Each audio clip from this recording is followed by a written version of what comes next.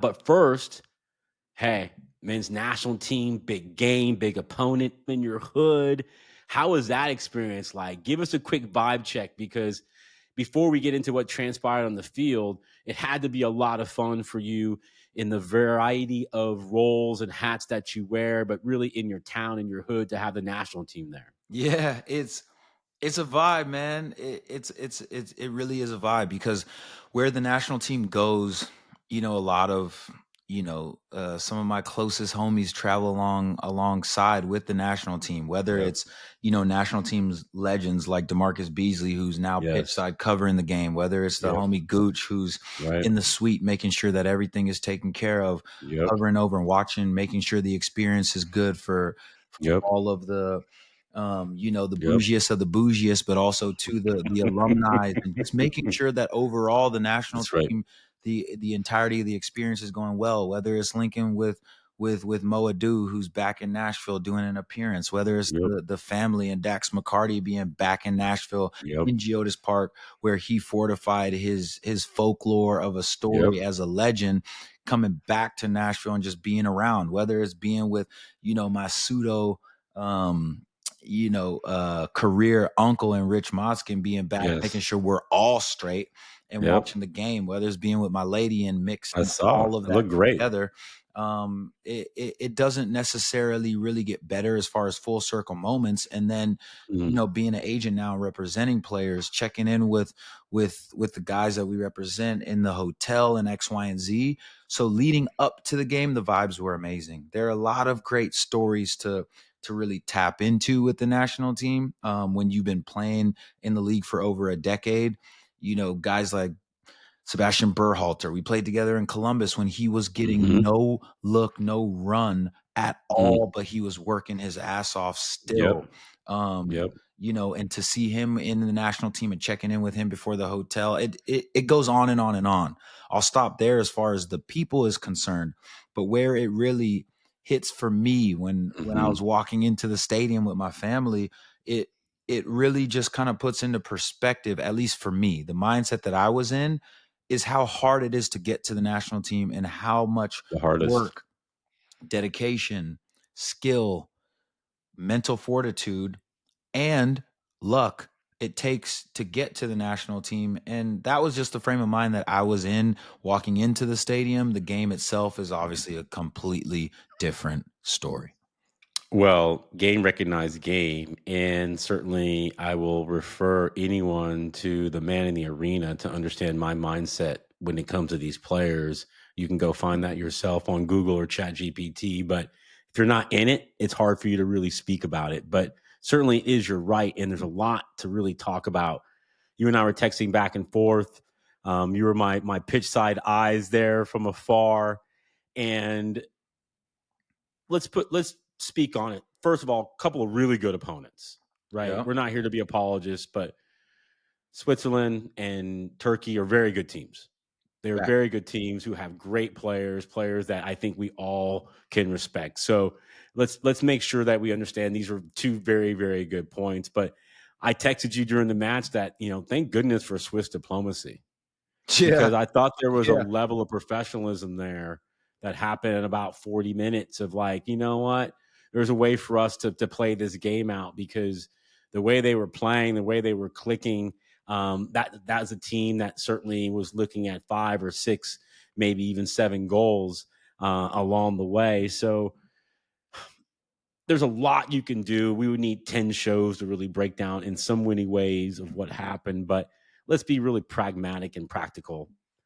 What can be fixed between now and the Gold Cup final? Winning the Gold Cup final. Mm, okay. Winning fixes everything in professional sports. I don't give a Speak damn on it. if it's equestrian or golf or badminton, pickleball. I don't Mhm. give a damn. Soccer, of Mhm. course. Winning Yes. fixes everything. And winning also begets winning. It also begets good vibes. It begets good form, but you have to earn that. You have to earn that. And one of the things you talked about at the top, I don't think it was spoken about enough in these last two friendlies, how good Turkey and Switzerland truly are. Excellent teams. Excellent teams with a lot of chemistry with star players that play for the best teams in the world. You're looking at Turkey with Güler, who gets a goal, but it was a gift, right? But he played a couple of dimes in there though, homie, that were just like chef's kiss, 100%. And when you look at what he does and what he did do throughout the course of the season with Real Madrid, you have to give respect where respect is due. Mm-hmm. In the first half where Switzerland was extremely dominant, they have one of the best center backs playing right center back in Akanji, who Mm-hmm. is a star-studded center back, Champions League winner for Man City. For me, First he's choice player. first That's choice right. player. For me, he's arguably the second best center back in the world, only behind Virgil van Dijk. You could say maybe the third best behind Virgil van Dijk and Gabriel at Arsenal. So Yeah, he that's the short completely list. I got you. short list. He completely dominated the game. Yes, he didn't, or no, he didn't get on the score sheet, but it was men against boys in terms of his intensity, his ability to just dominate the game, keep everything in front of him. And that's just one player out of Switzerland. So for me, I think really understanding the opponent is first and foremost, because we have this American mentality of, oh, just because we're American and we have a lot of the top technology and we have a history of really studying things and then becoming the best in the world, that we should win these games. Hell nah, it don't work like that. But when you look at the camp right now, there's just too much noise. There's Yes. too much noise. And what I want everything to get back to is the games. Let's talk the footy. And keep it at that. I think there's more criticism on Pochettino than there has been in the past, and I think that is fair. And he accepts it. He understands that. But the one thing that I do like from Pochettino still is that when things don't go wrong, he doesn't throw his players under the bus in the media. And that is something that we all need to be very cognizant of, because in my experience being in locker rooms, the moment the coach starts to hide from blame and start blaming the players or blaming other people, that's typically the first telltale sign that they've lost the locker room and they're trying to survive. So at this point in time, when you ask me what can be solved in between now and the Gold Cup final, I still answer. see a lot, because the games are still yet to be played. And Gold Cup is typically when the U.S. men's national team shows at least some of their best based on who's called into these Gold Cup camps. At the end of the day, if the team wins the Gold Cup, no one can say that the main objective for the summer wasn't accomplished. How concerned are you about the malaise of the results? And obviously, it's not MLS 4-game losing streak. I think that's also a very important reminder too, right? This is over a couple of months, so nothing is the same. But what do you think about the losing streak itself and sort of how that is sort of framing up the tension and kind of what's happening inside the camp? I don't care about the results so much. It's more where people are upset, and I can see it too, is that they didn't get a shot on goal. I don't care about that. Sometimes you get played off the park, hit somebody, crack somebody, be like, that was at least what I was looking for. The fight. And that's what a lot of people are upset about. And that's the only thing for me that I feel has been missing. And let's just leave Nations League out of it. Yes. Let's just talk about this camp specifically. And in the game against Switzerland, there could have been more fight. And that isn't to say that the players themselves aren't fighters or there aren't dogs out there, but it just looked like it was like, okay, Switzerland is giving us that work. Let's just try to kind of get out of here, instead of punching back. And again, they are called friendlies for a reason, even though I don't like that word.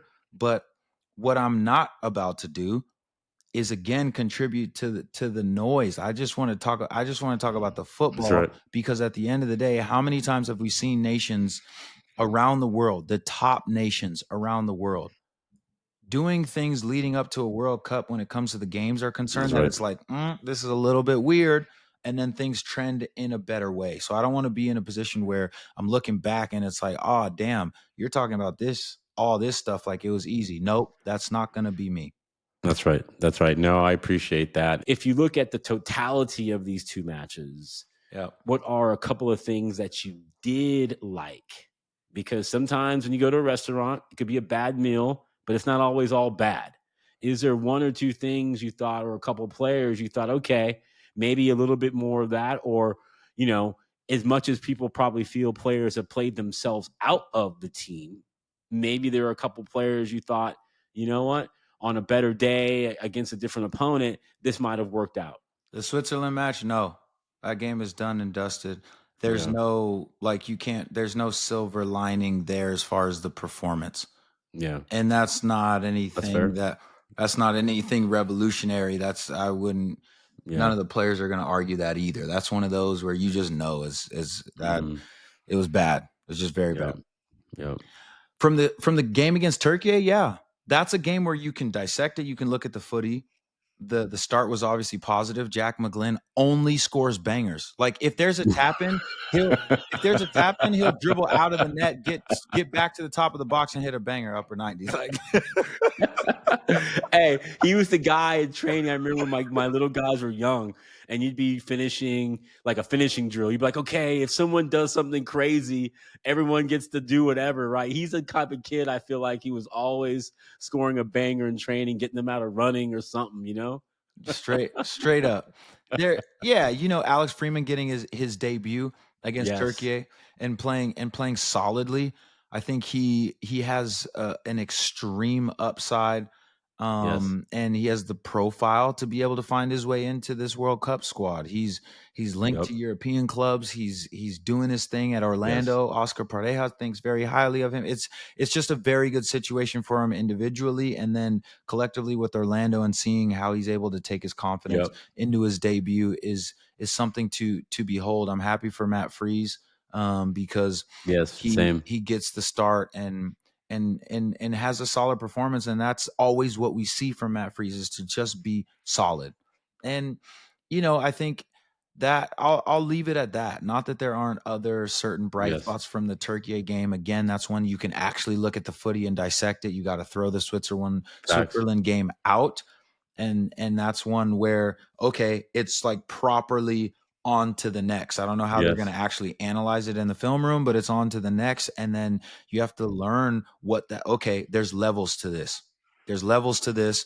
And Gold Cup is definitely a level where it's fair for us to expect them to get to at least the final. That is a very fair expectation. Well said. I'll say this in conclusion. Only the person who does the work does the learning. And Pochettino, coaches, managers always talk about the challenges of environments, and what a great case study in leadership. How he responds right now. How much is he himself? How much does he have a callus in terms of the cauldron of pressure this man was at Tottenham? And certainly, I think has the pedigree and experience to handle these kind of moments. But it is a difficult moment. I think he's owned that. He's certainly not enjoying himself, that's for sure. Neither is everyone on the team. So we'll certainly see how that transpires and where that goes as well. Real quick, before we get into a great conversation on the other side of the break with Columbus Crew General Manager Issa Tall, one of the top dudes, is there a manager that you had when a result went as bad, who just came in the next day with the right mindset or threw away the film? Was there a moment or a manager you thought that was really good about how they managed their emotions in these kind of moments? Bruce. You didn't even hesitate. Bruce. Yeah. And is that because he's always Bruce, or how would you best describe that? It's hard. It can be hard to describe, but when you know, when you play for Bruce, you just get it. That's right. Bruce is like, put it like this. He's that dad, right? Where there's a lot of energy bouncing off the walls in the household. You got 4 or 5 teenagers living in the household. They're friends. Three of them are girls. 2 of them are teenage boys, and then one teenage boy is a super studious. The other one is out here literally half getting or almost arrested and all this nonsense. Girls is there's a whole bunch of different kind of profiles in the household and blah blah. But the top level parents can drown out the noise. They can meet each and every individual child and or family member exactly where they are, while simultaneously addressing what makes the most sense for everybody to move forward collectively in 5 minutes or in one family meeting. That's something that, how do you describe that other than an analogy like I just described? That's Bruce, at least when I played for him, right? So yeah, I think that's more of a personality trait, or maybe like emotional intelligence that maybe you either have or you don't, or you know exactly when to apply it. And for me, it's still too early for us to really know if Pochettino can pull us out of these moments of crisis. But that's exactly why life brings you moments of crisis, to see who gonna rise up and who can properly lead and who can play their role in a way where it ultimately affects the collective in a positive way. But again, I got respect for my boys. I got respect for your team. I agree with you 100% that we need to support them, but we can also at the same time be real about what's real. Full stop. End of sentence. That's a bar. Say less, as the kids say, for sure. Take a look, I'm shining. Moonwalk, keep both feet gliding. I'm up now, great timing. When I was down, was you riding for me? When I was down, was you riding for me? Was you riding for me?